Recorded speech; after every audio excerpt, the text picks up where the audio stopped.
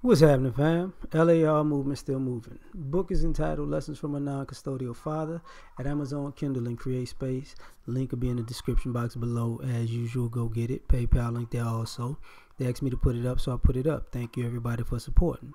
But this video is entitled Why You Don't See Black Male SJWs, Social Justice Warriors. And when I mean black, I mean like everyday, regular, heterosexual black men.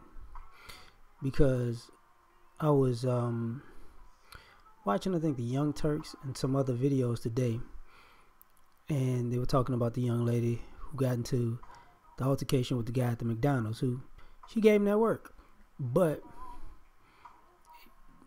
she's his sister's on the panel. And I thought about it. I said, when it comes to these social issues, you don't see a lot of black men on the panel who are heterosexual, or you got to fit a certain mold. You either effeminate, interracially dating, or married, or homosexual. That's it. Like, the actual men that are the majority of the community are never represented, right? But they'll be somewhere around, but they just won't put them on camera, and they won't ask them their opinions. And this is why you don't see black male SJWs. The other thing is this: these social justice warriors are illogical, to say the least, because what winds up happening is everybody lumps their whatever form of activism that they're preaching, they lump us into it. And the problem with that is when these black men aren't there, it makes your activism look very irrational, right? And what I mean by that is,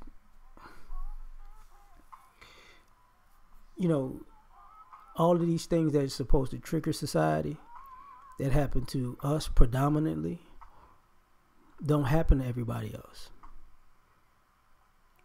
Heterosexual black men, we're the ones getting long sentences and shot by the cops, and and getting railroaded by the system, or getting railroaded by the media, or having people change rules to throw us under the bus, and everybody's like, wow, see what's happening to them? It could be us, but it's never you. It's never your group.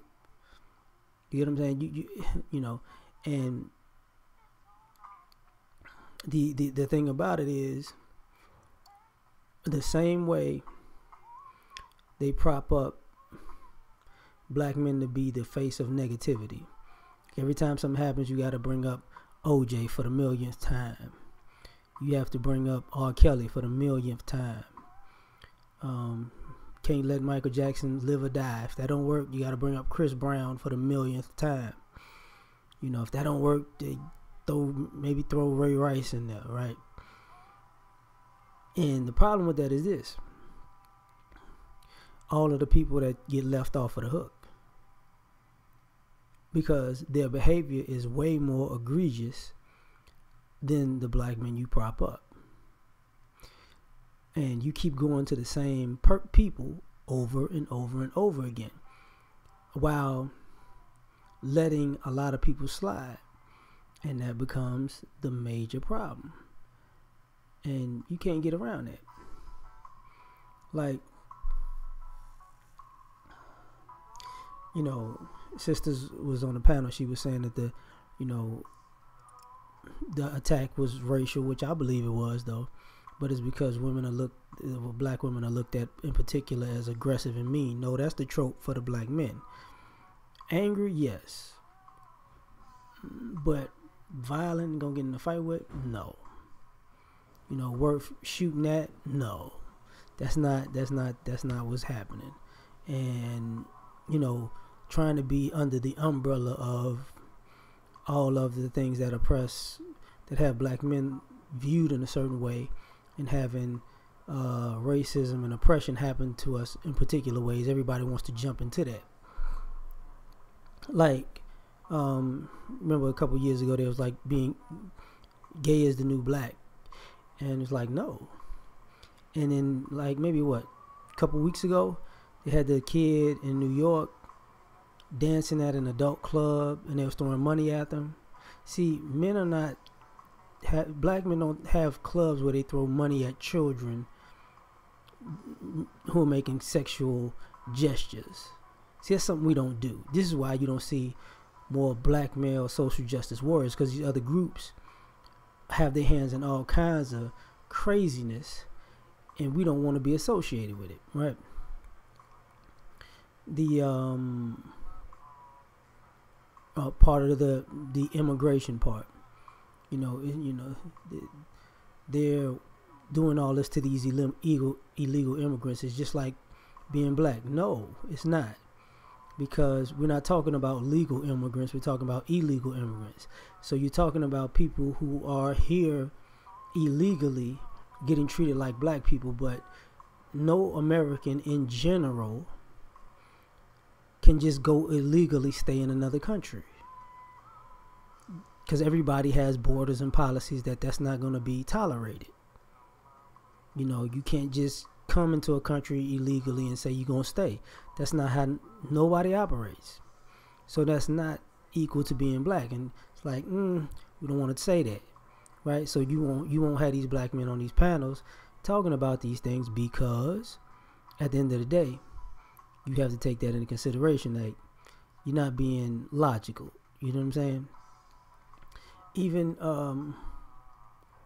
how can I say, even the alt-right, or what used to be the alt-right, feeling oppressed. It's like, you getting treated like us? That's what you're saying? That's what you're saying. The same group oppressing us is getting treated like us. So who's oppressing you? Yourselves? Like, it makes no sense.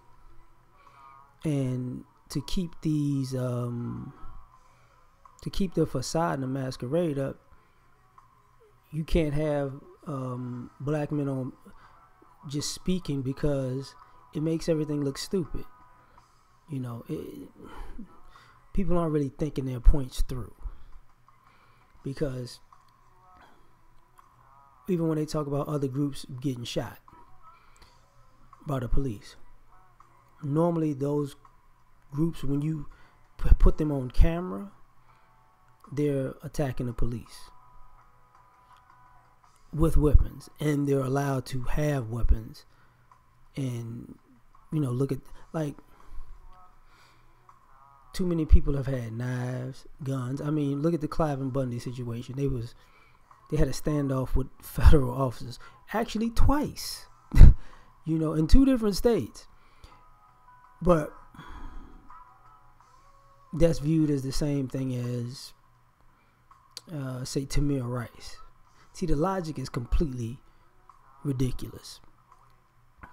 Same thing when it comes to when people talk about other ethnic groups.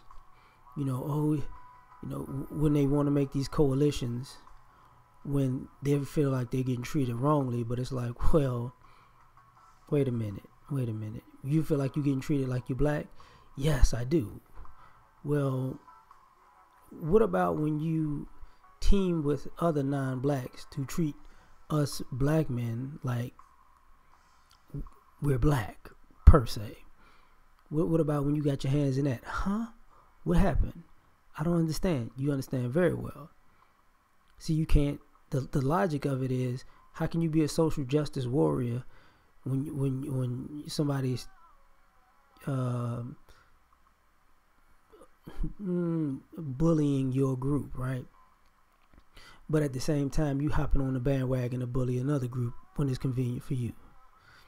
See, you can't have it both ways. This is why you don't see black male social justice warriors, because it's like, and what winds up happening is everybody in their talking points starts going way off into the weeds about what's an important issue, because when you leave these people in these groups with their own issues, they're really irrelevant. Their issues are really irrelevant. Like, they're just like, you know, like, this is what this is what you feel like, you know, you need to change the world for. Really.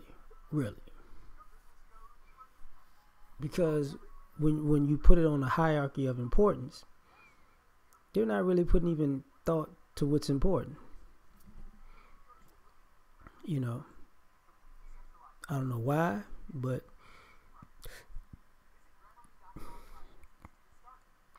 and I'll say this before I end this video. The other thing that's always in the mix is brothers are tired of being used. You're not gonna like have us in your movement to act like, oh, you see, this is why we're here. No, you're not. You know, for a minute, that's why people was upset with Black Lives Matter, and I talked about that because I remember my aunt, she liked them, and then I was like, go read the website. She read the website. She was like, they don't even mention the men. And my aunt has a son, right? She's like, I can't wait. They want help for everybody but the men. And this is part of the social justice warrior or social justice activism is the men are catching all of the heat in reality, but you want to get the social capital of everybody, treating all of you different groups as a protected group, but you're using what's happening to the men, and you don't see these guys like on the news like talking about this stuff, and they're not, because you know they're letting people just put their spin on everything to the point where people look completely irrational. So there's my 2 cents. We done.